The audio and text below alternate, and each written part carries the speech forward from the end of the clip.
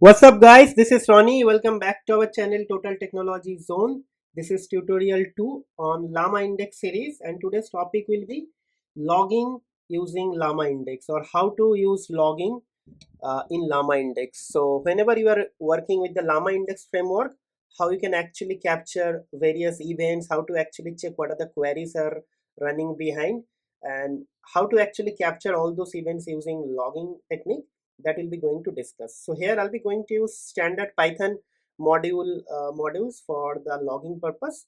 So the tutorial is going to be very small and precise, but again it will be very important. Like whenever you are going to work with any framework, whether it's a LangChain or Llama Index, you have to actually know certain amounts of logging, because whenever you are going to start working for some sort of client or large scale project, the logging is very important, or else you will not understand what is actually happening on the behind the scene actually, right? And it's a very uh, good technique, or not good technique, it's a mandatory technique that your program should have highest level of not highest level, highest level is actually kind of a wrong word. Your program or your logic should have efficient or like complete logging information whenever you are executing some piece of code or block of code, right?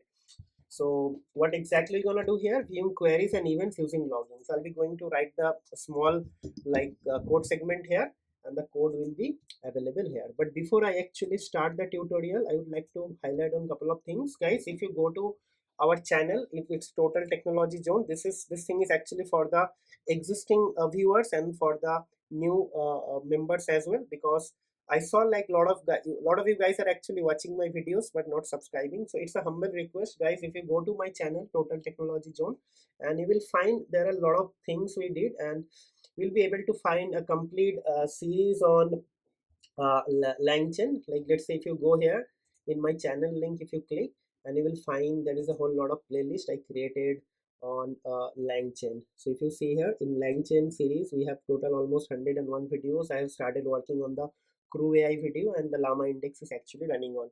So guys, I'm keep on updating the videos on the artificial intelligence and AI and LLM related topics. So please subscribe to our channel, and also don't forget to miss the bell notification icon. You have to actually hit there as well, or else you will miss the notification.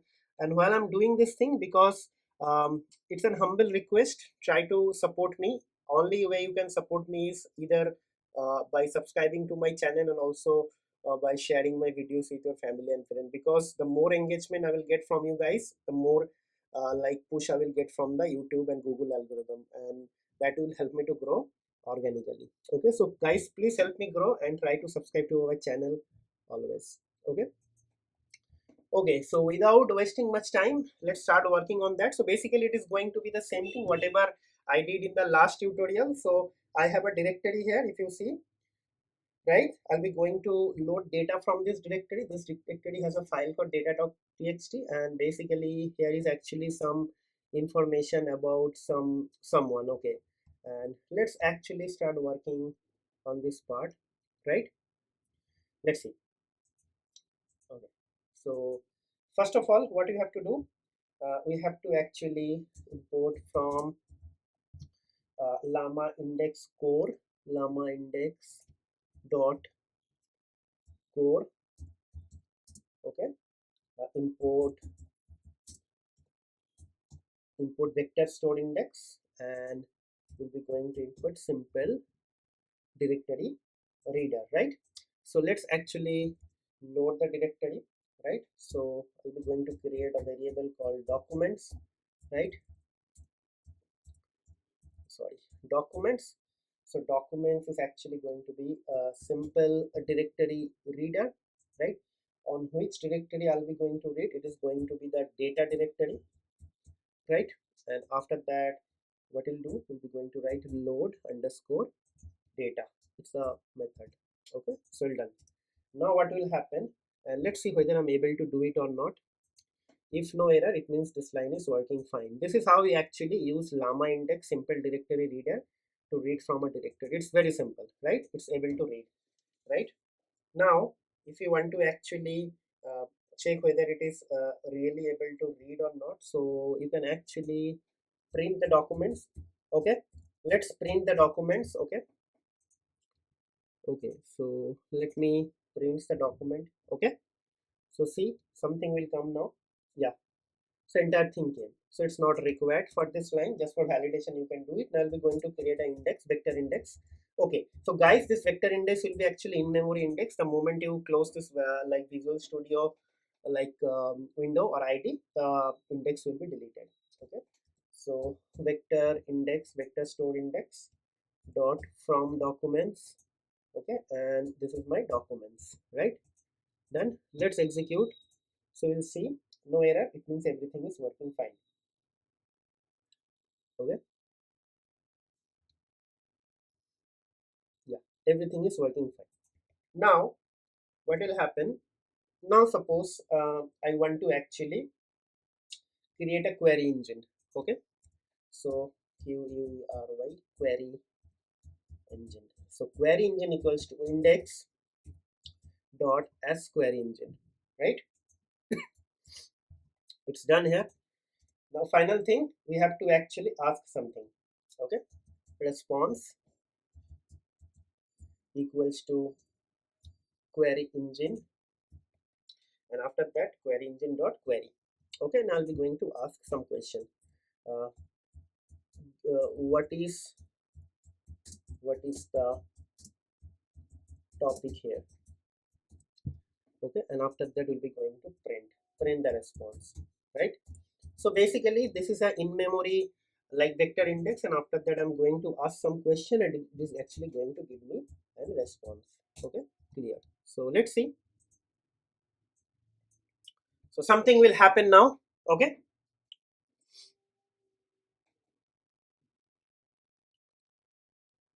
okay, in couple of seconds the answer will come. So it is said the topic is revolves around the experience and reflection of the individual, including insight of their work, various projects, interaction, colleagues and friends, and eventual decision making process regarding their involvement in Y Combinator. Okay, so something is actually there, right? So now let's ask some question. Let's say, okay, okay, hmm,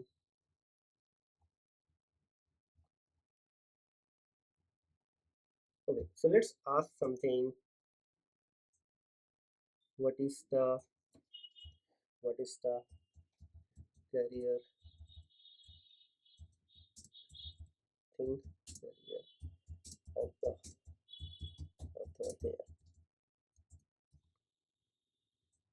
Give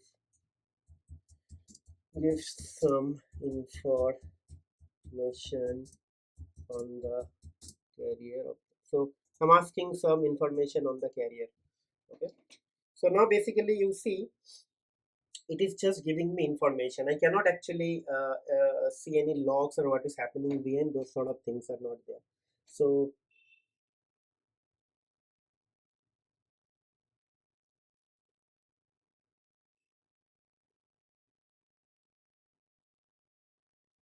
yeah, some informations are coming. Now what will happen?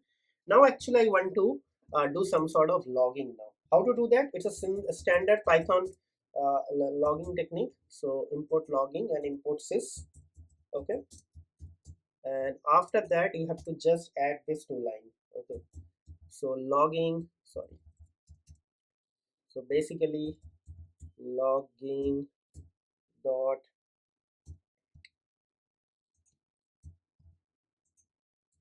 logging dot basic config, right? Then stream equals to sis dot std out, std out, and label equals to logging dot. There could be logging dot debug will be there, like logging dot critical, logging dot error will be there, I believe logging info will be there. Whatever set of logging if you want to put, you can put, right? So it's up to you. So maybe I just going to put logging dot debug. Okay, right? And after that how to actually set with the some standard streaming. Okay, so log, it's a simple Python technique. I'm not doing anything like fancy over here. If you're familiar with Python, then probably it will be easier for you. So get logger, right? and after that it should be add handler. Okay, and after that what will be going to put, so we'll be going to put logging dot stream handler. Okay, then stream equals to sys. Sorry, I don't know what is done here, I did some mistake. Okay, just hold on, I think I did a mistake here. So it will be sys dot std out. Okay, done. So this is the logging part, this is the import, this is the logging, and I'll just write for logging. Okay, so for logging and for index. Okay, okay, now what will happen, you see it is going to generate a complete logging information here, and after that later on you can actually analyze this logging, and if you're working for the large scale integration project, and that time this sort of things will be logged inside a log file. Okay, so let's see.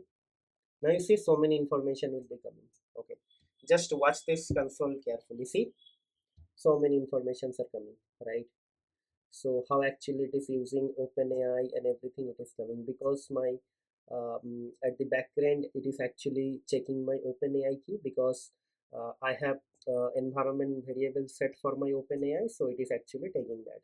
Okay, so something is happening. Okay, see, it is hitting the query here with embeddings and etc. It is doing everything, like first of all it is loading the data, and after that it is doing the embedding and everything, it is getting stored here, right? So yeah, so these are the things. If you check this thing here, you will be able to understand which model it is doing. So basically it is using this model of OpenAI for embedding this text, right? So actually it is completed, embedding is completed here. Now actually it is doing some sort of like what do you say, some other things is actually doing. Okay, so many informations are there. Okay, okay, right?